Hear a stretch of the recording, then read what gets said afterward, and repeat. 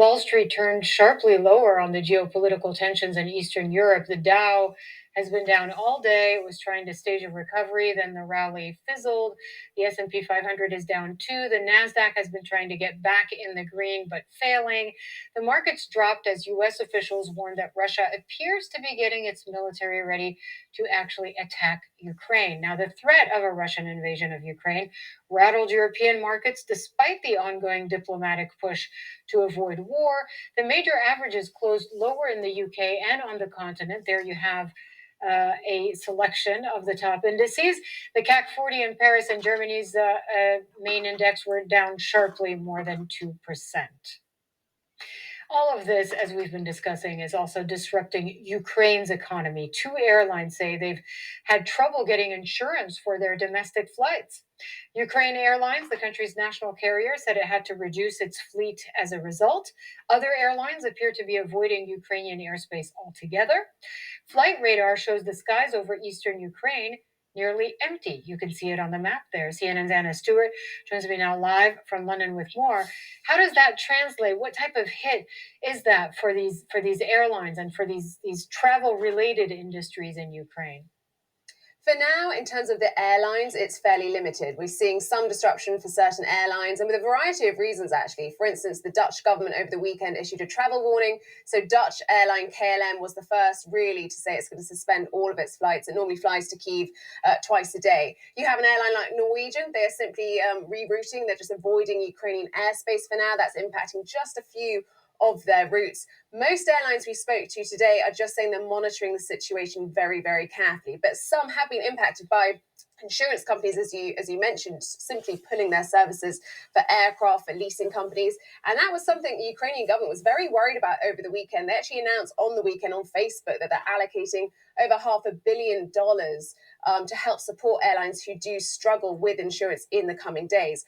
Right now, looking at the departure boards, the arrival boards in Kyiv Airport for the next few hours and for tomorrow morning, you still see most international airlines are flying there. Lufthansa, Ryanair, Swiss, Turkish. Of course, that would change incredibly quickly if you were to see an invasion of Ukraine. Sure. And why are markets down? I mean, let's be clear. It's not a meltdown, but I mean, there's still a lot of nervousness on markets related specifically to what's going on with Ukraine. How do you explain it? Yeah, and today's been, I think, particularly jumpy. And there are a number of reasons. You know, it's never one thing with investors. There's the risk that inflation poses and the interest rate environment, particularly in the US. But looking at markets today, and you're looking at the Dow Jones now, it was down 400 points off the back of the news that the US is deciding to close its embassy in Kyiv and move staff to the west of the country. I think that really was a turning point in terms of today's session. So we got all the major indices of the US down. As you said, Europe closed sharply lower. The CAC 40, the Xetra DAX both down by over 2%. And a huge impact on oil and gas. And that is unsurprising given Russia's role in energy markets. So we saw Brent crude, for instance, push past the $96 a barrel mark.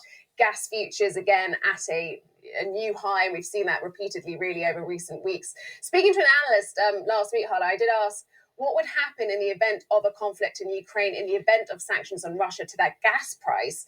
And he couldn't really come up with an upper limit. He simply said it would skyrocket, and he sort of dreaded to think what the ceiling would be there.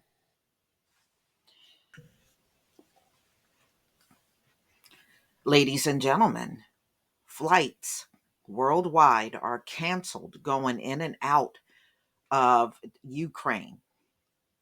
And of course, it has a lot to do with them stepping up drills on the border, and they're still anticipating an invasion, just don't know when.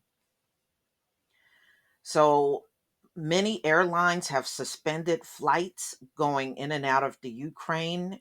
And this is after the U.S. warned of an attack by Russian forces mass on its border, and it insists its air corridors were still open and flying to East Europe countries was still safe. But I don't think people are buying it. Lufthansa said it's halting flights to Ukraine, and they made their announcement today on Monday, joining KLM, which has already done so, Scandinavian airline also suspended weekly flights, while Air France has decided to cancel Tuesday flights between Paris and Kiev. Um, and the current cancellations of flights by a number of foreign airlines is dictated solely by information that, of course, they're getting about Russia's possible invasion. The airlines and states are working to replace canceled flights. I don't know anybody crazy enough to be going in and out of there right now, but uh huh. So they're saying they still got ticket sales for Ukraine International Airlines, UIA, had already opened ticket sales and increased its capacity of aircraft on additional flights. Like I said, I don't know anybody who would be crazy enough to do that. So they said they still got 13 planes that are still active. The airline has a total of 26 aircraft in its fleet, but 9 of those left the country last week for storage sites in Europe, including 7 on February 14th alone. The exodus came just after 2 Ukrainian airlines disclosed problems in securing insurance for some of their flights as Russia masses a huge military force on its border. Russia and Ukraine both hinted at fresh diplomatic efforts to avoid conflict on Monday, but Ukraine's biggest airline said its insurers had already terminated cover for at least some of its aircraft. Wow, they don't want to insure the air those airplanes. Uh. One insurance firm denied airlines were pulling out due to the lack of cover. However, we continue to support many airlines that fly into the region. UIA operates a mixture of Boeing 737 medium hull passenger planes and smaller fleets of aircraft E 190, 195.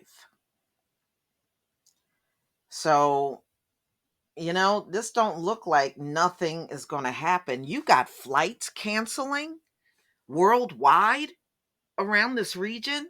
And when they showed the map, you just saw one plane on on the map over Ukraine. You didn't. All the other flights were in other parts of Europe. That's where the mass of them were.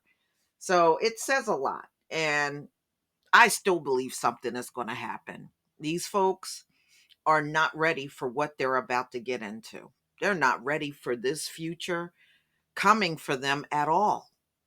And because it's not going to be a good future for many those of you that are enjoying life now, it is not a good future for you. But we shall see what happens. They said Russia is doing a lot of military drills along the border. And in fact, they have stepped it up.